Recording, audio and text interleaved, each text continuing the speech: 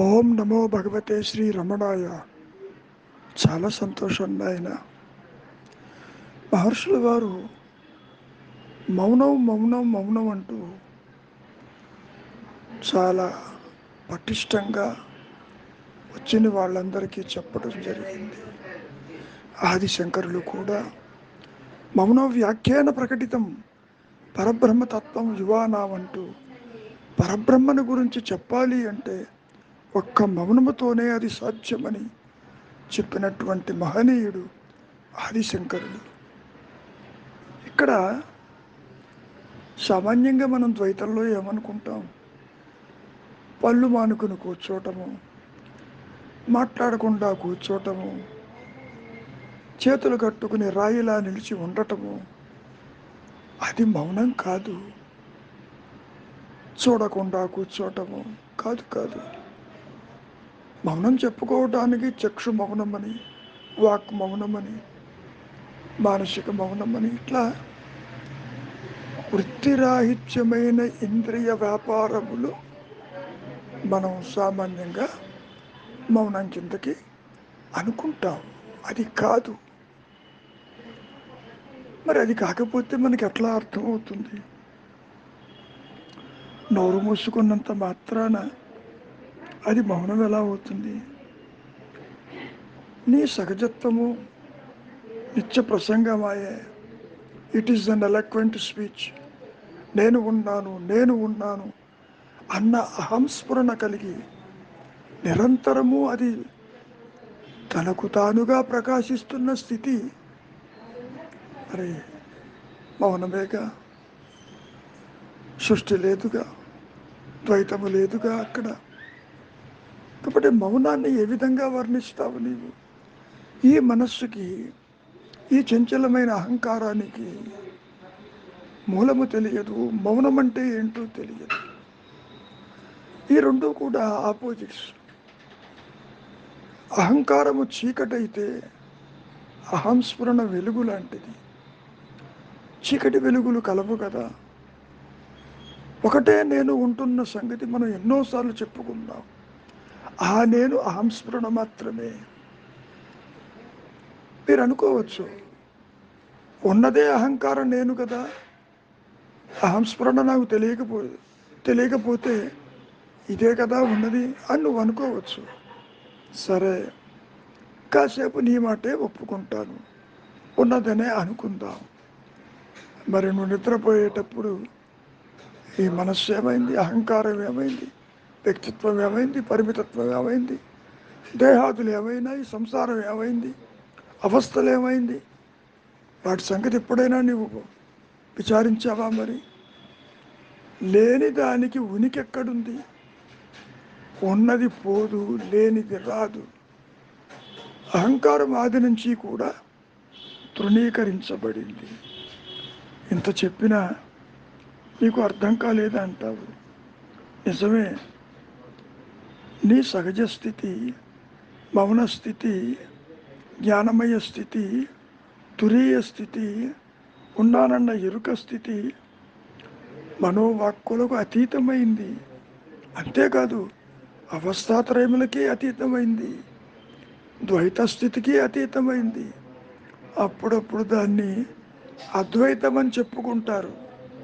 నా దృష్టిలో, జ్ఞాన దృష్టిలో ద్వైతము అద్వైతం అంటూ ఉండదు. చెప్పుకోవటానికి ద్వైత రహిత స్థితిని అద్వైతమని ఇక్కడ మనం ముచ్చటించుకుంటాం. నిజానికి ఆత్మస్థితి ద్వైతము కాదు, ద్వైతరహితము కాదు. అది తనకు తానుగా తనలోనే ప్రకాశిస్తూ ఉంది.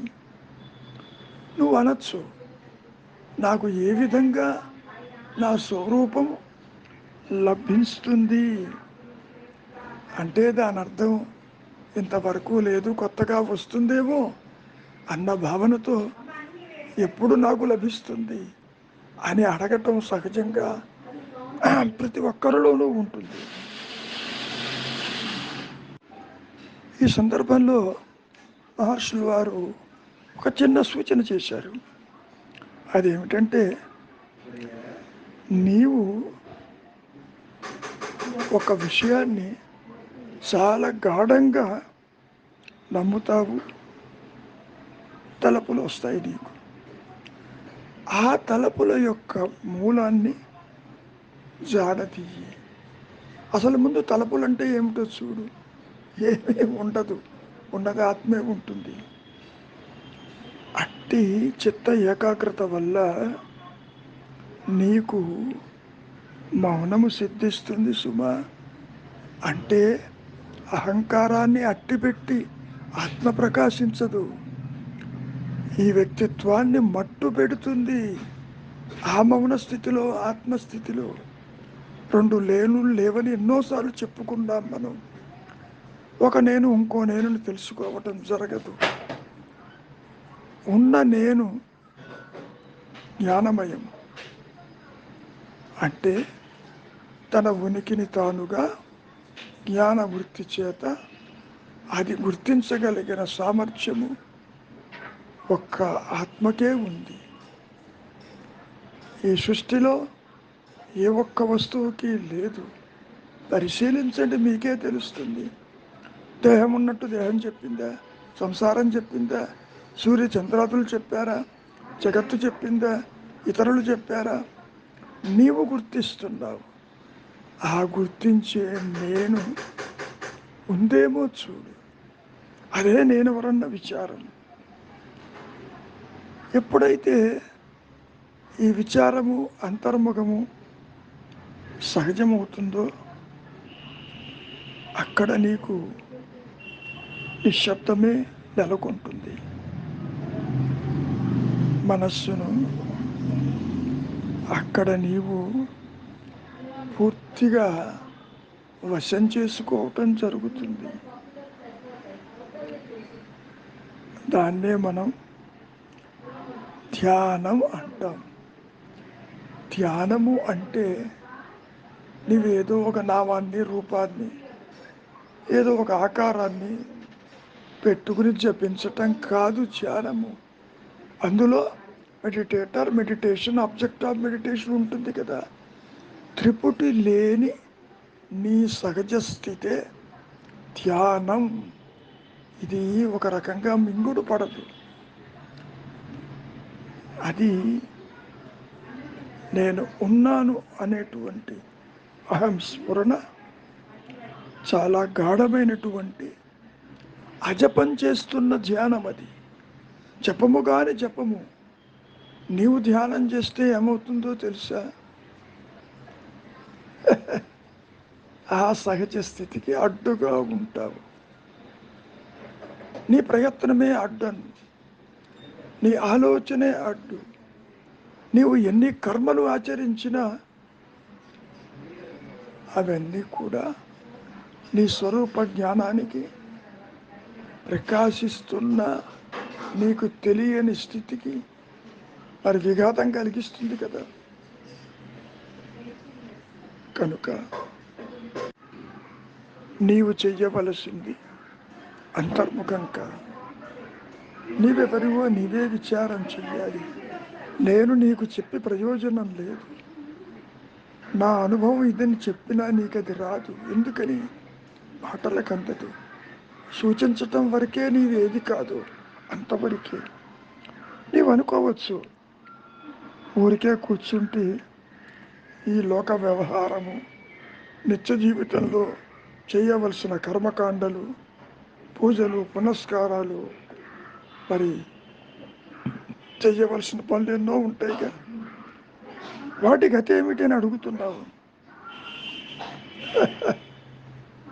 మీకందరికీ తెలుసు, నెత్తి మీద నిండుగా కుండలో నీళ్లు పెట్టుకుని తల మీద నడిచిపోతున్నటువంటి వారు నీవు చూసే ఉంటావు.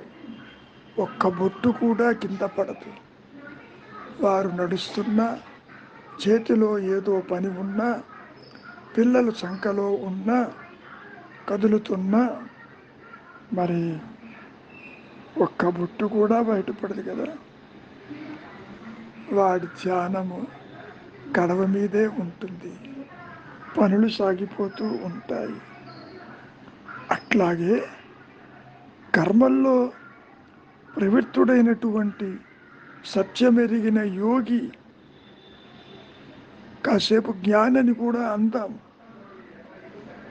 ఆ కర్మలు వానిని బంధించవు, కలవరపరచవు. కానీ అతడి మనస్సు పూర్తిగా ఆత్మరూపంలోనే ఉంటుంది, బ్రహ్మమందే ఉంటుంది. అంటే నేను ఉన్నాను అన్న ఎరుకతో కూడుకుని ఉంటుంది.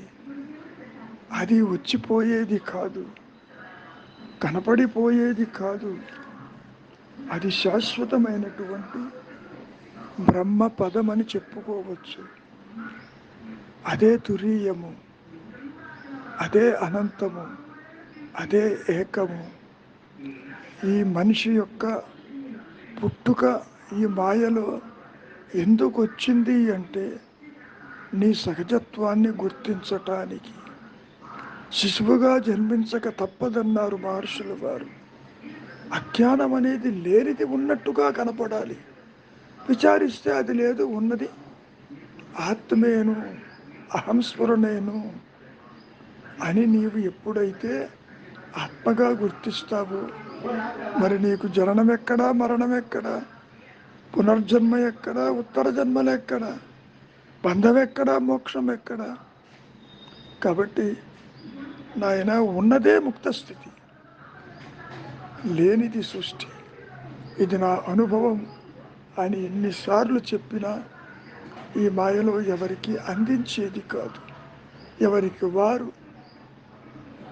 తీవ్ర వైరాగ్యము కలిగి నేనెవరన్న విచారం వాళ్ళే చేసుకోవాలి, స్థిరత్వానికి రావాలి, తీవ్రమైన వైరాగ్యము కలిగి ఉండాలి. అట్లా కాకుండా నేను ఇంద్రియాల వెంట వెళతాను, సుఖదుఖాలు అనుభవిస్తాను, ఇదంతా నా కర్మ అనుకుంటాను, ఇంకా ఎన్ని జన్మలెత్తాలో సత్యం తెలుసుకోవటానికి అనుకుంటూ ప్రవర్తిల్లితే ఎవరు మాత్రం బాగు చేయగలరు.